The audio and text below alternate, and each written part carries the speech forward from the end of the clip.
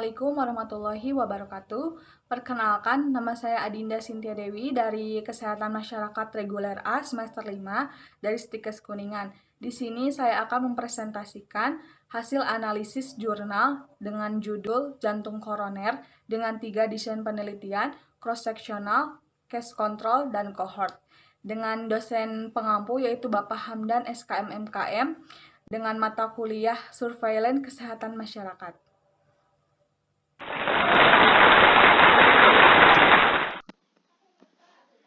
Nah, di sini saya akan mempresentasikan jurnal tentang penyakit jantung.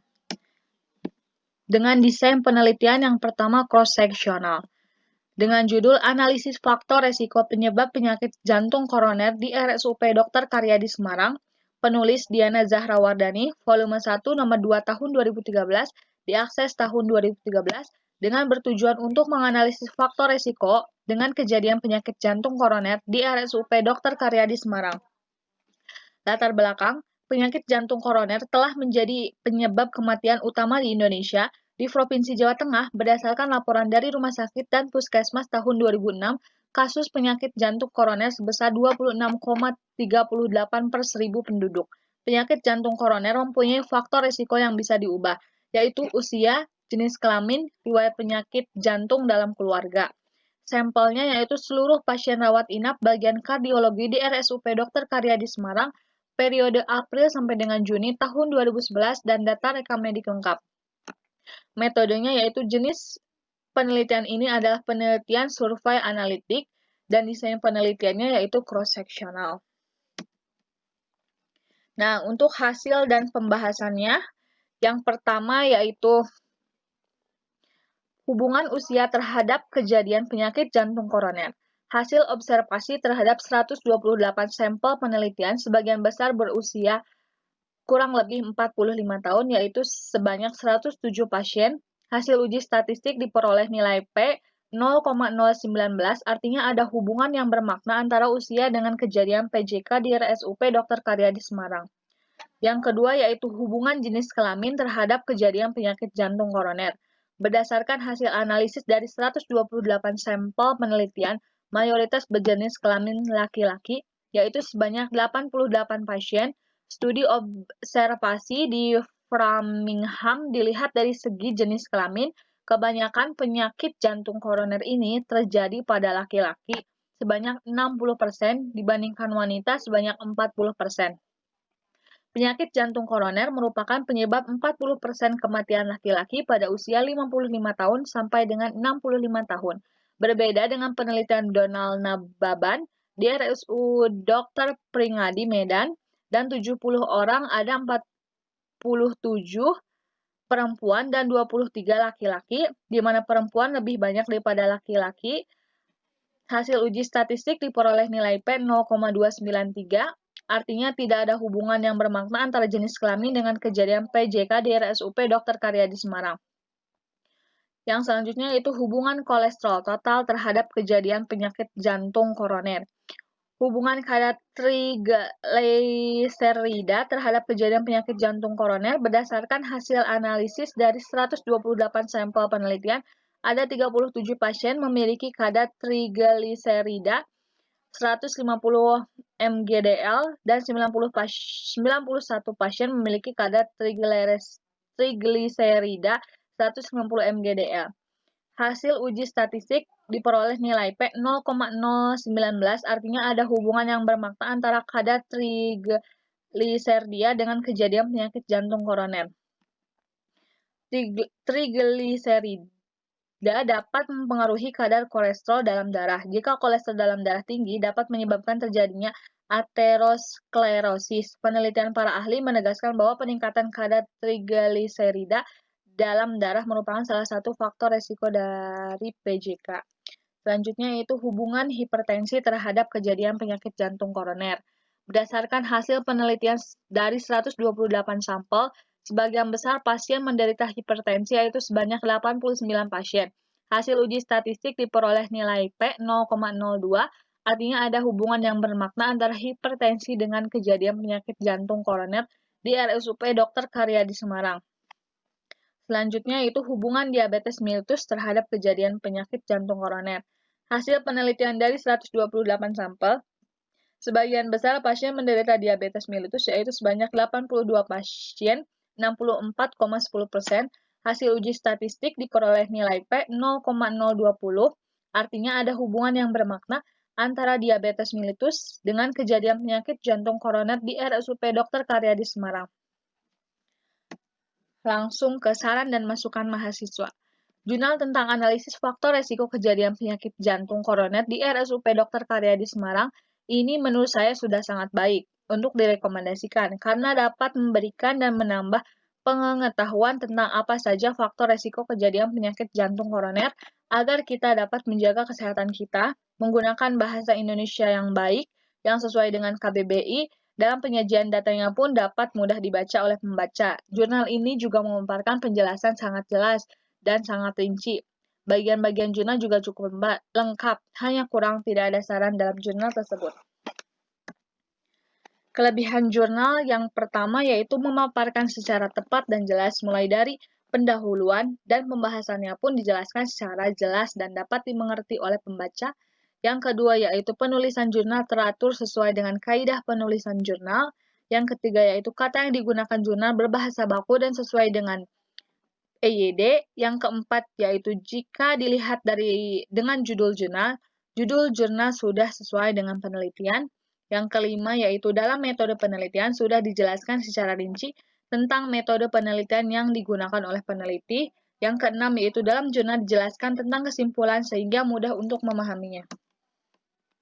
Kekurangannya yaitu tidak adanya saran pada jurnal, tidak memaparkan sampel atau populasi secara jelas. Yang ketiga yaitu dalam penelitian ini tidak jelaskan kenapa penulis menggunakan metode cross-sectional study. Yang kedua yaitu case control. Dengan judul hubungan antara tipe perilaku dengan kejadian penyakit jantung koroner di Rumah Sakit Umum Pusat Profesor Dr. Kandou Manado, volume 7, nomor 5, 2018, menulisnya yaitu Eugenia Firsti Rumambi, reviewernya Janie Esther Newland. Metodenya penelitian ini observasional analitik yang menggunakan rancangan case control. Desain penelitiannya sama, yaitu menggunakan rancangan kasus kontrol, case control. Tujuannya yaitu untuk mengetahui hubungan antara tipe perilaku dengan kejadian PJK di RSUP Profesor Dr. Kandou Manado dengan desain studi kasus kontrol yang tidak berpadanan. Sampel atau populasi. Jumlah sampel pada penelitian ini yaitu 114 sampel, 57 responden kasus dengan 57 responden kontrol. Pengambilan sampel dilakukan dengan metode purposive sampling. Instrumen penelitian ini yaitu kuesioner dan analisis dilakukan dengan menggunakan uji Q-Quadrat. Hasil dan pembahasan. Hasil penelitian yang dilakukan, mereka menunjukkan bahwa tipe perilaku berhubungan dengan kejadian PJK orang dengan tipe perilaku A 2,96 kali lebih beresiko untuk terkena PJK. Tipe perilaku juga berhubungan dengan hipertensi dan secara tidak langsung berpengaruh terhadap terjadinya PJK. Kristiana dan kawan-kawan mengemukakan bahwa terdapat hubungan antara tipe perilaku dengan kejadian hipertensi. Orang dengan tipe berperilaku A 3 kali lebih beresiko untuk terkena hipertensi. Hasil studi Framingham juga menunjukkan bahwa orang dengan kepribadian tipe A rentan untuk terkena PJK. Sargowo 2002. Hasil dari penelitian yang dilakukan oleh Nababan 2008 pun menunjukkan hal yang sama. Ia juga berpendapat bahwa tipe perilaku merupakan faktor dominan terjadinya PJK. Nah, untuk kelebihan jurnal, yang pertama yaitu penulisan jurnal teratur sesuai dengan kaidah penulisan jurnal. Yang kedua yaitu judul jurnal sangat menarik. Yang ketiga yaitu dalam metode penelitian sudah dijelaskan secara rinci tentang metode penelitian yang digunakan oleh peneliti. Yang keempat yaitu dalam jurnal dijelaskan tentang kesimpulan dan saran sehingga mudah untuk memahaminya. Yang kelima yaitu jika dilihat dengan judul sudah sesuai dengan penelitian. Nah, untuk kekurangannya yang pertama yaitu kurang memaparkan secara tepat dan jelas mulai dari pendahuluan dan pembahasannya pun dijelaskan secara jelas dan dapat dimengerti oleh pembaca. Yang kedua yaitu tidak memaparkan sampel atau populasi secara jelas. Yang ketiga yaitu dalam penelitian ini tidak dijelaskan kenapa penulis menggunakan metode case control study. Nah, untuk perbandingan metode yang cocoknya menurut saya itu dengan menggunakan metode case control tetapi lebih detail cara penjelasannya. Nah, untuk cohort, yang pertama yaitu judulnya Faktor Prognostik Kejadian Gagal Jantung Kongestif di RSUP Dr. Wahidin Sudirohusudo, Makassar, volume 3, nomor 3 April 2018, diakses tahun 2018, dan bertujuan untuk mengetahui faktor yang mempengaruhi survival penderita jantung koroner ditinjau dari perbedaan probabilitas survival di RSUP Dr. Wahidin Sudirohusudo tahun 2014. Nah, untuk sampel populasinya yaitu populasi pada penelitian ini adalah semua pasien penyakit jantung koroner yang tercatat dalam rekam medis di unit kardiovaskuler di RSUP Dr. Wahidin Sudirohusudo tahun 2009 sampai 2013. Sedangkan sampel pada penelitian ini adalah semua pasien penyakit jantung koroner dengan status penderita jantung iskemik kronis yang terdiagnosis pada tahun 2009 yang diperoleh secara non-probability. Sampling dengan teknik konsekutif sampling karena jumlah populasi yang teliti tidak diketahui secara tepat. Penarikan sampel dilakukan pada populasi terjangkau data rekam medis yang memenuhi kriteria kelengkapan variabel hingga jumlah sampel penelitian terpenuhi. Nah, untuk metode penelitiannya, studi observasional analitik dengan rancangan kohort, di mana paparan dan penyakit telah terjadi sebelum penelitian dilakukan, sehingga variabel-variabel diukur melalui catatan historis atau rekam medis. Faktor diabetes mellitus, dislipidemia, serta riwayat operasi jantung yang mempengaruhi kemampuan survival merupakan variabel independen, sedangkan gagal jantung kongestif merupakan variabel dependen. Desain penelitian yaitu studi observasional analitik dengan rancangan kohort retrospektif.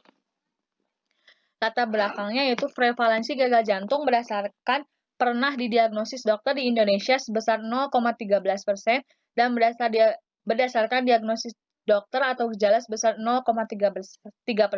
Data dan informasi yang diperoleh dari bagian pusat jantung RSUP Dr. Wahidin Sudirohusudo, Kota Makassar, tahun 2006 sampai 2011 menunjukkan sebanyak 17.923 kunjungan pada tahun 2006 dan mengalami peningkatan yang signifikan pada tahun 2011 yaitu sebanyak 25.490.